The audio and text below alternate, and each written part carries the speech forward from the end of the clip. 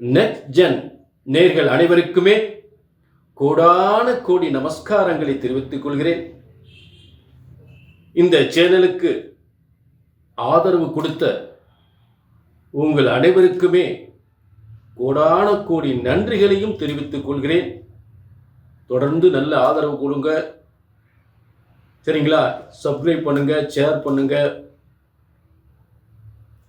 இப்ப இந்த பிரபஞ்சத்தில் ஒவ்வொரு மனிதனுடைய ஒவ்வொரு பிறவியினுடைய கர்மயோக கணக்குகளை, ஒவ்வொரு மனிதனுடைய ஒவ்வொரு பிறவியின் கர்ம கணக்குகளை பிரம்மனால் கணிக்கப்பட்டு கணக்குகள் எழுதப்பட்டு அவர் ஏட்டில் எழுதப்படுகிறது. ஆக இப்படி ஒவ்வொரு பிறவியிலும் எழுதப்பட்ட கர்மாவின் கணக்குகள் இந்த பிறவியில் வாங்கி வந்த கர்மாவின் பலன்களையும் பரிகாரங்களையும் பிரம்மனால் எழுதப்பட்டதான் உங்கள் தலையெழுத்து. ஆக இப்பிறவியின் முழு யோகங்களை பிரம்மனால் எழுதப்பட்டது. அதுதான் பிரம்ம வேத ஜோதிட சாஸ்திரம். ஒரு ஜோதிடத்தின் பலன், ஒரு ஜோதிடராகிய நான் சொல்லக்கூடிய பலன் சரியாக நடக்கவில்லை என்றால், ஒன்று உங்கள் ஜாதகம் தவறாக இருக்க வேண்டும், இல்லை என்றால் சொல்லக்கூடிய ஜோதிடர் நான் தவறாக இருக்க வேண்டும். இங்கே பிரம்மாவின் கணக்குப்படி உங்கள் கர்மாவின் யோக பலன்களை, மறைந்த யோக பலன்கள், மறைந்த கர்மாவை கணக்கீடு செய்து உங்களுக்கு பலன்கள் வழங்கப்படுகின்றன. ஆக பிரம்மனால் எழுதப்பட்ட ஜோதிட சாஸ்திரம் ஒருபோதும் தப்புவதில்லை, தவறுவதில்லை. ஆக பிரம்மன் படைக்கப்பட்ட உங்கள் தலையெழுத்தை சரியாக கணித்தால் சரியாக நடக்கும். இப்ப இன்னைக்கு என்ன பார்க்க போறோம் அப்படின்னா, மார்ச் மாதம். இந்த மார்ச் மாதம் பஞ்சம கிரகங்கள், 5 கிரகங்கள் கும்பத்தில் இருக்கக்கூடிய ஒரு சிறந்த யோகமா பாதகமா என்ன செய்ய போகின்றது என்பதை, இந்த 5 கிரகங்கள் கும்பத்தில் இருக்கக்கூடிய யோகத்தை இந்த மார்ச் மாத பலன்களாக பார்க்க போகின்றோம். சரிங்களா?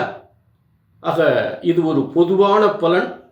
உங்க தனிப்பட்ட ஜாதகத்தை பார்க்கணும்னா அதுதான் உங்களுடைய கர்மா, அதுதான் பிரம்மன் எழுதிய கர்மா. அதை பார்க்கணும்னா கீழே நம்பருக்கு நோட் பண்ணிங்க, ஒரு அப்பாயின்மெண்ட் வாங்கிக்கோங்க. இப்போ எல்லா ராசிக்குமே அந்த பஞ்சம கிரகங்களுடைய யோக சக்தி மார்ச் மாத பலன்களாக 5 கிரகங்கள் சேர்க்கை அப்படின்னு சொல்லக்கூடிய மார்ச் மாத பலன்களை பார்ப்போம். கடகம், காலபுருஷ தத்துவத்திற்கு 4ஆம் இடம்.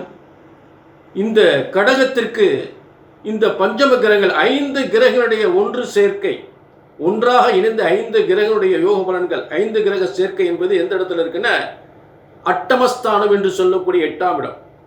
8ஆம் இடம்னா அப்படியே ஒரு பயந்துராதீங்க.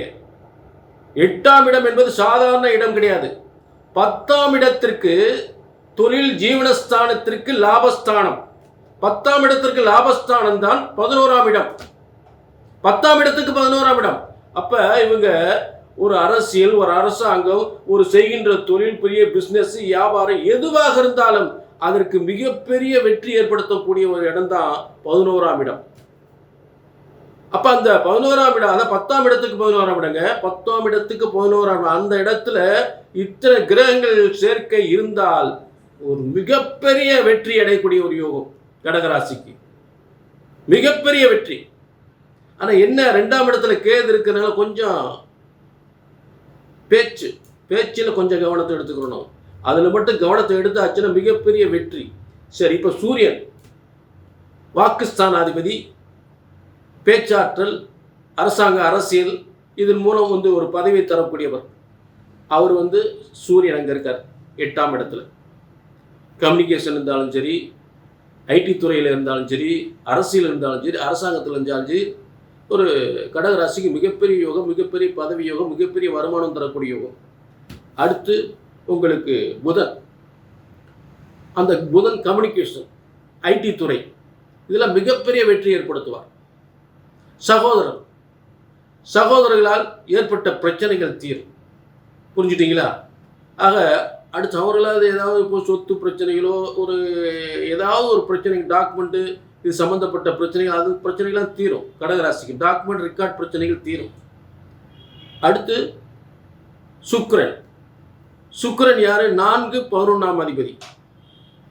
அப்ப 4ஆம் இடம் வீடு, வாசல், சொத்து, சுகம், வாகன யோகம், பயணங்கள், சரிங்களா? இது சம்பந்தப்பட்ட ஒரு மிகப்பெரிய யோகத்தை ஏற்படுத்தக்கூடிய அந்த கர்மாவை சொல்லக்கூடியவர்.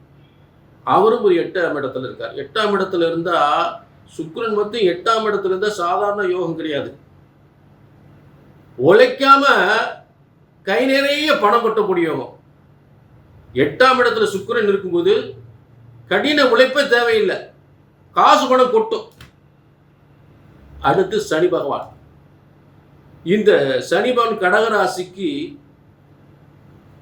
அவர் என்ன பண்ற 6/3, அதாவது இந்த 6/3/2026 அன்று அவர் எங்க போறார்? பாக்கியஸ்தானத்துக்கு பயிற்சி அடைகிறார். அப்ப அதுவும் மிகப்பெரிய பதவி யோகம், அரசியல்ல மிகப்பெரிய முன்னேற்றத்தை ஏற்படுத்தக்கூடிய இடம். அப்ப மீதி இருக்கிற கிரகம் யாரு? சனி பகவான் இங்க இருக்கும் போதும் உங்களுக்கு 7ஆம் அதிபதியாகி 8ஆம் இடத்தில் இருக்கக்கூடாது. அதாவது கூட்டின் மூலம் ஒரு நல்ல ஒரு வியாபாரத்தை, ஒரு தொழில் முன்னேற்றத்தை ஏற்படுத்தக்கூடிய இடம். 7ஆம் அதிபதி தனஸ்தானத்துக்கு தனஸ்தானம் பெறுவது அது நல்ல யோகம்தான். சரி, அதாவது அதே நேரத்தில் அடுத்து செவ்வாய். இந்த செவ்வாய் யோகாதிபதி, அதிர்ஷ்டக்காரகன்.